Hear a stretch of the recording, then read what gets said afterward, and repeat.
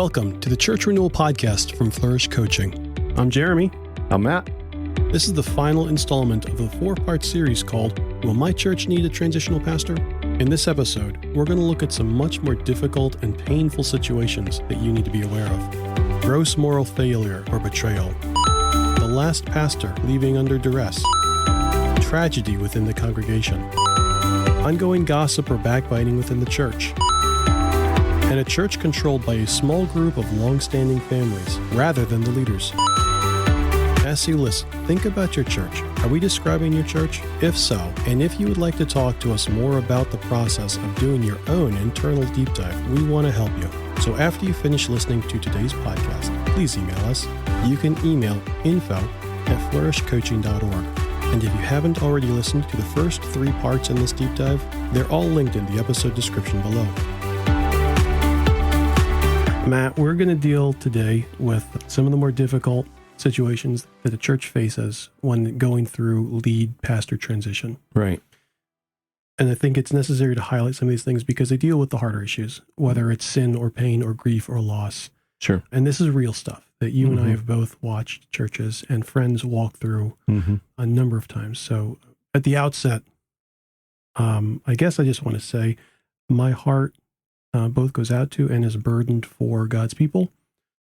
Because the fact is we live in a world that has been rocked by sin and that is rocked by my sin.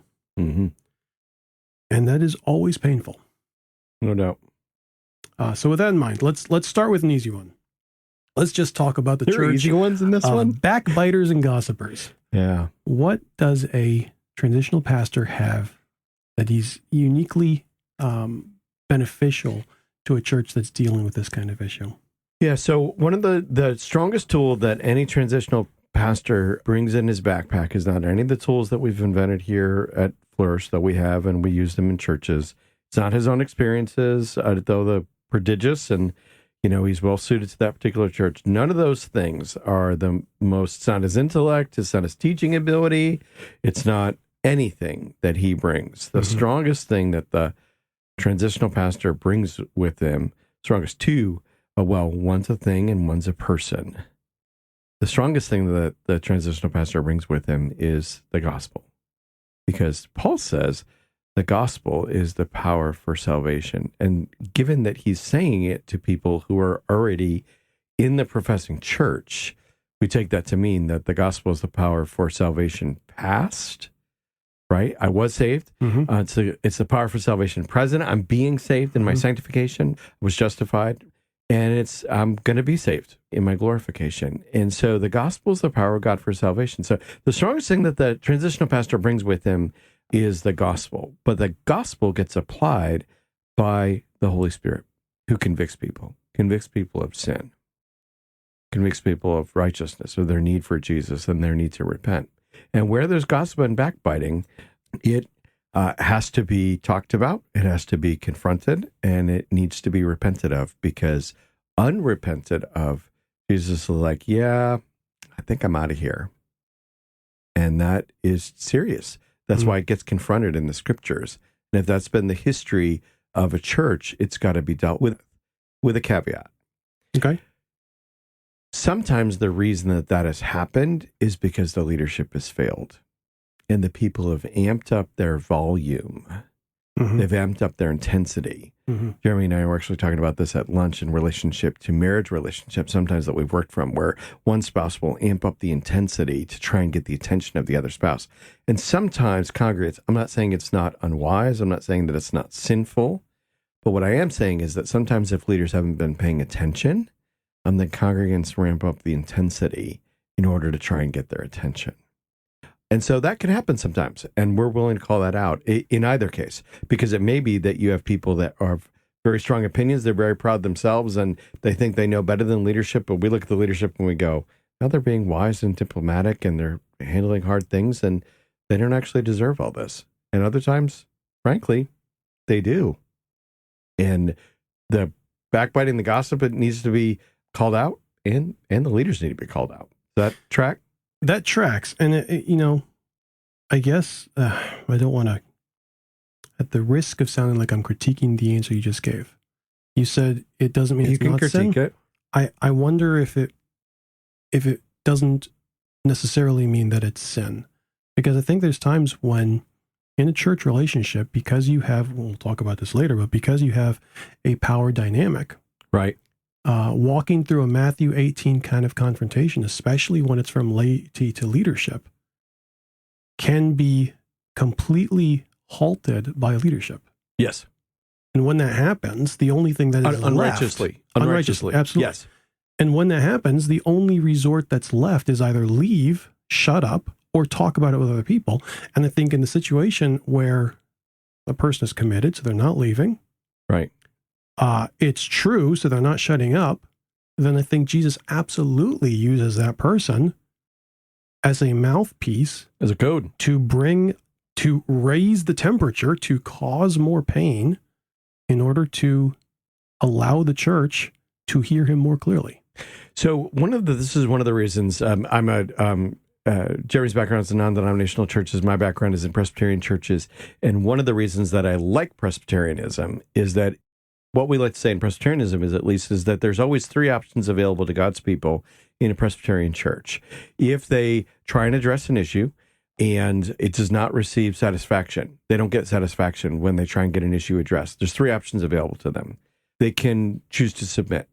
Right. They can choose to decide this actually is not that important. Doesn't seem like it's going to get traction. I'm going to happily submit to this, even though it's not my cup of tea. Right. They can withdraw. They can just decide, okay, I didn't get satisfaction, and that means this church isn't satisfactory to me anymore. And so I'm going to withdraw my membership and I'm going to go somewhere else. Right. Or if I think that there is sin going on, and this is I made that very particularly sharp. There's sin going on. They can go above the local church elder board, what we call a session, and they can go to presbytery and they can say, hey, I think my session is doing wrong. And they can ask the presbytery to look into it. Because if a congregant thinks that the elder board is sinning, that's a really, really serious matter. And that does happen sometimes, that the elder board is sinning and that they need to be called to account for it. And it happens regularly in the denomination that I'm in, the Presbyterian Church in America. And that's good when it does happen, because they should be called to account. And if they won't listen to a congregant, hopefully they'll listen to the people that are above them. Many times, however, what's happening is the leadership is not sinning. It's that the people, the congregants, have different opinions. Mm-hmm. They have different perspectives. They have different preferences.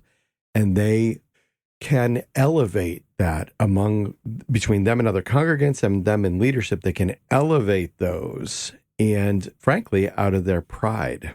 Pride is behind. If you go through the logic in 1 Corinthians, and I think Tim Keller's Freedom of Self-Forgetfulness does this masterfully, and we can link to it in the show notes. But what sits behind pride is that someone thinks that their viewpoint should win out, and when it doesn't, their pride is injured.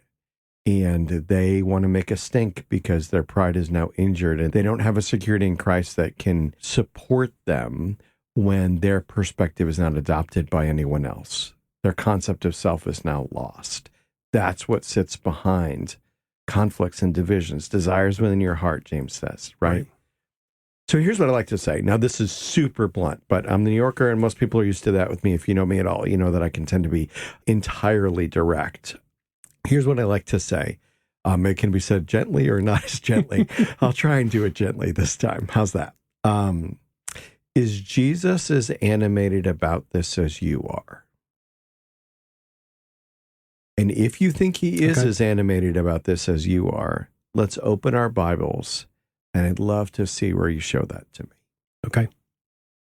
Because many times what people are animated about is something that Jesus is like, I mean, if you want to do that, that's fine. It's not sinful to do that, but doesn't matter that much to me. Right. But many times to church people, things that don't matter all that much to Jesus they matter quite a lot to them. Here's what I mean. In Presbyterian churches, we baptize children, and when we do so, we take vows to assist the parents in the Christian nurture of this child. So covenant children are exceedingly important to us.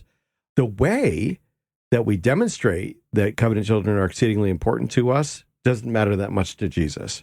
You can do Sunday school, you can do children's church. You don't have to do either one of them. You can do youth group, you can do not do youth group. You can do Awana, you can not do Awana. You can do VBS, you can not do VBS. Jesus is not animated by any of these things. He is animated that we're serious about those vows that we take and that we let the little children come. But the manner in which the container, so I'll give a distinction here, the container in which we place that heart for our children, that must be evident. But the particular container doesn't matter to Jesus, but it begins to matter very much to people. That's what tends to divide in churches, right? That's what tends to divide. That's helpful. All right, so mark number 1 is the church has a bunch of backbiters and gossipers, which I know never happens. So let's just be honest, that one was theoretical. That's a throwaway, that's just to warm you up. Let's talk about situation number 2. We have a church that has a few long-standing families that wield a great deal of power. You see this as a problem. You say this is a place where a transitional pastor would be useful. What is is there an underlying situation that needs to be addressed in a situation like this? Yeah, so we talk about the difference between paper leaders and unofficial leaders. So paper leaders are the ones that you can read on the website under the leadership tab, or they're on the back of the bulletin. If you use a paper bulletin, somebody says, who are the elders here, right? That's the paper leaders. It's the ones that are written down on the paper as the leaders. But what happens sometimes when you have a few influential families in the church is that although there are paper leaders, they're not actually the leaders. Okay. It's these few families that actually control the show. And here's how you know whether this exists or not. Who do you have to ask someone's permission of, either before you start something new or before you cease something? Right. And if you have to ask permission of people that are not the official leaders of the church, then you've got unofficial leaders, and many times that's invested in a couple of families. Why is it a danger? Because Jesus aims to exercise his leadership of the church through his ordained leaders. The flow comes from Jesus down through the leaders to the people. That is the biblical model.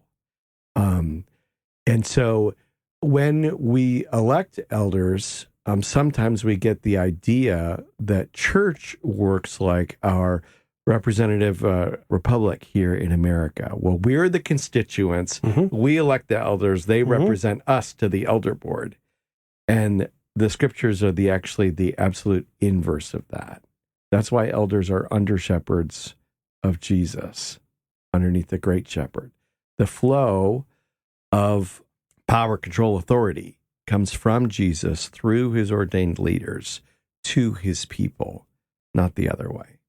That doesn't mean the leaders shouldn't listen to the sheep, listen to what their concerns are, try and come alongside of them, to understand. It just means that elders have a stewardship from Jesus. That's who they're responsible to. They're responsible to Jesus. Can you talk about the power dynamics in this situation? Like, what is it? Sure. You've talked about the underlying situation here as indicating that there's an issue of power dynamics that has not been addressed. Yeah. So I think that part of what needs to happen is if people who are the ordained leaders in the church do not actually have the power to lead, then the people who are seeking to lead, who are not the ordained leaders, they actually need to be confronted. They actually need to be dealt with. They need to see if they're in violation of actually being submissive to their elders, which they're not being. And in some cases, they really need to be called on the carpet. And sometimes that ends up in a big power struggle. But better to get that dealt with and done with before you have a new pastor who comes into play. Better to have the ordained leaders in the church actually the ones leading it, so that the new pastor who comes in is leading that group to lead the church forward into fruitfulness. And so that's why we think it's a good time to have a transitional pastor, is to get that dealt with finally. Are there cases that you've seen and that you've heard of where there can be this dynamic, where there's power vested in a few, older families, but the situation is in fact kosher? I think that it's possible, but it takes an extraordinary degree of maturity on the parts of those families to say, we have a church where where this has actually been manifest really, really well. So we have a church that we're working with where a man and his family, a guy who used to be an elder in the church, and a man and his family, they're like a 20th of the church, of a large church. Right. So a significant chunk of this church are this guy or people related to him, former elder in the church. But when he stepped down from being an elder, he went to his family and he said, we make this up, but I'm not serving the elder board anymore, and we need to be really careful that we don't try and exert our influence, because that would be wrong. We need to let this elder board, we need to let this transitional pastor lead. That's where it's not a danger, where they don't try and exert their influence in a way that is not righteous. That's when it's not a danger. Got it. Yeah. Got it. Okay. Help me understand. And this episode is going to go a little bit long, so if you're driving somewhere, you can flip this on to like 1.5 speed if you want to, but this is going to go a little longer. We can talk faster too. We could do that, I guess. I can't. I'm not as New York as you are. I was born in Lewiston, but I was raised in Maryland. You describe a pastor leaving under duress as one of these situations that probably calls for a transitional pastor. Sure. What do you mean by leaving under duress? Yeah, so family emergency, we're working with the church where the pastor died untimely, heart attack, 48, right? He left under duress, right? And that leaves the church grief-stricken, and it is very hard to recover from that, just like snap to a new pastor. That's a kind of duress of leaving. It could have been because, one of his kids had trouble with the other kids in the youth group, right? And you've got a dynamic there that needs to be dealt with. It could have been that a minority or even a majority of the elders just came to him and said, dude, it's time to move on. And it was not good. Or the guy had a petition drawn up against him. And the congregation, or a portion of the congregation, made his life so difficult. Or the staff did, or whatever. There's all kinds of situations where guys leave under duress that tells you there's an unhealthy dynamic underneath here that needs to get to a better stability point before they're going to be in a spot where it would be healthy for them to receive a new long-term pastor. Okay, so let's talk about some of the real hard cases. Gross moral failure, betrayal. Yeah. How often have you found that the trigger being pulled on a Saturday night over voicemail or Sunday morning by a note left on the pastor's desk? How often does that kind of thing happen? It happens, but it's the minority. It's a small minority of cases. We say transitions in churches kind of happen across a spectrum, right? You have some transitions that are, if the severity goes from 1 to 5, right? Number 1 is the church is fairly healthy. They can just get by in pulpit supply and find, do a thoughtful pastor search and be good. They can make by without a transitional pastor, really, an intentional one who's using a more robust process. Maybe slot number 2 is, they could use some help maybe with their pulpit committee thinking about it more carefully, but then there's not a lot of things that really need to be dealt with. And maybe that church doesn't need a transitional pastor because it's fairly healthy. Right. Maybe they can get by with advice, right? Really, the situations that we're placing transitional pastors into are slots like 3, 4, and 5. Okay. 5 would be the very worst of things. One of our board members did a transitional pastor in a church that when he went to this church, the church at its peak had been 2,000. And by the time he got there, it was 200. And it's because the pastor had been disciplined and actually deposed from the ministry. And it was an unbelievably huge calamity, right? So that's like 4.5 or 5. That's about as bad as it gets, right? And, and I think moral failures also there. The guy runs off with the secretary. I think those are the very worst of sort of the 5s. Can trust ever be built again? Right. That's the kinds of things. And then you get ones that are more like between 4 and 5. I did some transitional pastor work in a church that was really split over the events of 2020, both COVID and the election. And the elder board was split. The congregation was split. They lost people. They lost like half the deacons. It was very, very difficult, right? And it might have been a 4.5. And a 4 is there's some really significant issues. And I think that's where pastors leave under duress, kind of get fired. The elder board's divided about what we need. And maybe a 3 is something that's kind of like, we got some unhealthy stuff here that we need some help with. Those 3, 4s, and 5s, that's where we're typically placing transitional pastors. And there's a lot in those 3 realms. There's a lot of churches that could use help, but not all of them are 5s. What does a transitional pastor bring? What's he have in his toolbox? I know I've asked this a number of times, but I think it's really important to keep highlighting. What does a transitional pastor have in his toolbox that the next lead pastor doesn't have in the same way? Yeah, so a couple of things at least. One is typically much more experience. So the pastors that we're hiring to be transitional pastors are usually the youngest they are late 40s, and they've usually served in 2 or 3 calls in diverse circumstances. So these are highly experienced pastors that we're bringing into situations. They're also gifted for this. So we don't hire anybody that we don't think can do this particular kind of work, which means that we turn down people. That doesn't mean that you shouldn't. If you're interested in being a transitional pastor, reach out to us, info@flourishcoaching.org. This kind of work intrigues you, I'd love to talk to you. But I guess what it is saying is that we turn down people for this work too, because not everybody's suited for it. And so we're trying to pick people that are particularly suited for it because of the skills that are needed. We also make everybody go through training. Everyone receives coaching, and they're using processes that are mature. So they're bringing all of that with them into the situation. A new lead pastor may have almost none of that. Right. They may have the age and experience, but they don't have any of the rest of it. And that's what we're trying to deliver when Flourish brings a transitional pastor to your church. And we're going to dive into each of those at more depth in upcoming episodes. Would you talk a little bit more about cases where the pastor or the church has suffered some kind of loss, some kind of tragedy, and I guess what I'm really getting at here is, in each of these scenarios that we're talking about today, when we're looking and saying, does my church check a box or several boxes for answering the question, yes, should I be looking at using a transitional pastor? There are 2 words that kind of come to the surface in all of these for me. One is sin, okay? But the other one is grief or wound. Yeah. And you and I both know that churches working through ministry grief, ministry pain, ministry healing, all of the situations that you've described here are not just we hit a speed bump, but we hit a speed bump going 75 miles an hour and we lost grandma and the 2-year-old there on the side of the road still rolling. Yeah. And this is real. There's blood left behind us. Right. And there's a healing process. There's a grieving process that has to happen in order for health to be returned to. Right. Would you talk about that however you want to? Yeah. So I think that in America, I think that we do very poorly at grieving, and particularly in terms of our institutions, this is not even, people don't even think about it. And so, like, if you look in the Old Testament, you look at all of the Psalms of Lament, the Israelites, they were used to having institutional ways to grieve. That's preposterous to us.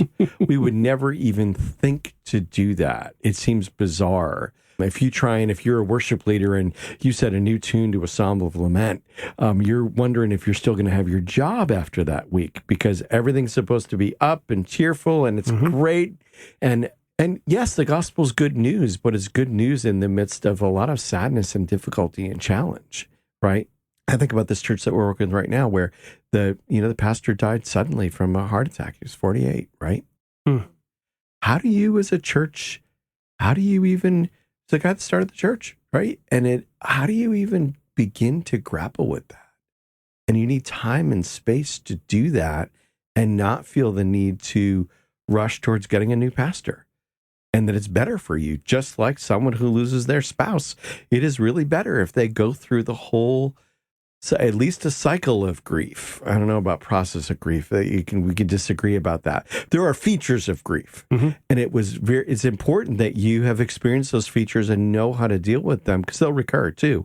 But before it's even good for you to begin thinking about another romantic relationship, if you've been widowed, that's what a program like Grief Share would help you with, right? Is it's good for a church to grieve before they go looking for another pastor, whether that grief is about sin or death or a split or whatever, right? It's good for them to grieve and have the space for that and to be led in that.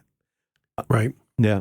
There's an organization that I really enjoy that does this kind of work called Vital Church. I'm happy to link to them because they're wonderful, and I've learned a ton from the people who work there and benefited from that greatly. We may even do an interview later in the season with one of the principals there who's a friend of mine. But one of the things that I learned from the folks at Vital Church and going through their training for transitional pastoring is just this idea of actually working towards some kind of service where we try and mark the end of one part of our church's life and the beginning of a new part. And sometimes that can just be lament over grief. Sometimes that's like in the Old Testament, we're going to get together for a service of repentance, right? We're going to show together corporately that we're putting this behind us, and that's what we're going to do together. And that's super critical. I think that honors the Lord. It's true and good. I'm sure I will say this again, but one of the things I think that makes a transitional pastor uniquely able to do this is that he can shepherd the church to having their needs met by Jesus. Yeah. And not by him. He knows his role here is under shepherd.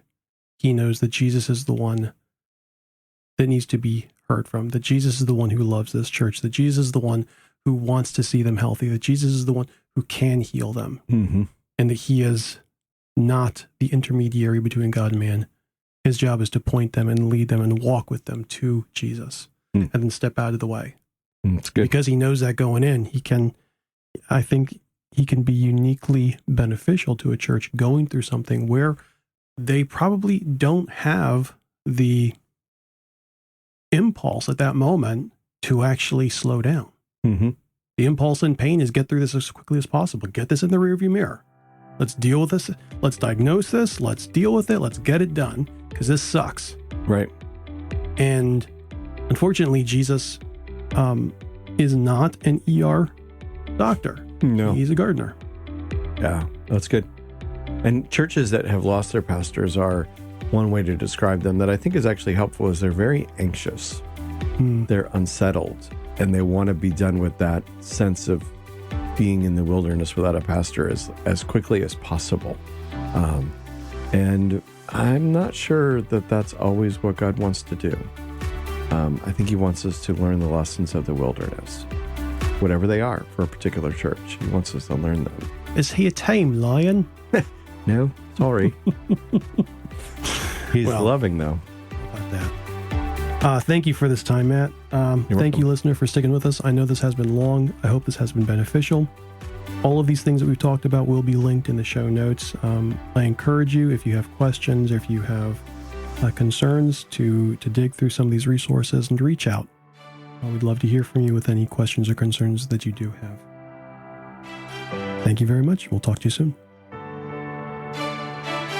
Thanks for listening to the Church Renewal Podcast from Flourish Coaching. Flourish exists to set ministry leaders free to be effective wherever God has called them. We believe that there's only one fully sufficient reason that this day dawned. Jesus is still gathering his people, and he's using his church to do it. When pastors or churches feel stuck, our team of coaches refresh their hope in the gospel and help them clarify their strategy. If you have questions or a need, we'd love to hear from you. You can find us at flourishcoaching.org, and you can reach us by email at info@flourishcoaching.org. You can also connect with us on Facebook, Twitter, and YouTube, and we would love it if you would like, subscribe, rate, or review the podcast wherever you're listening. Please share this podcast with anyone you think it'll help, and if we get a client because of a recommendation you make, we'll send you a small gift just to say thanks. And a special thanks to Bay Ridge Christian Church in Annapolis, Maryland for the use of their building to record today's episode.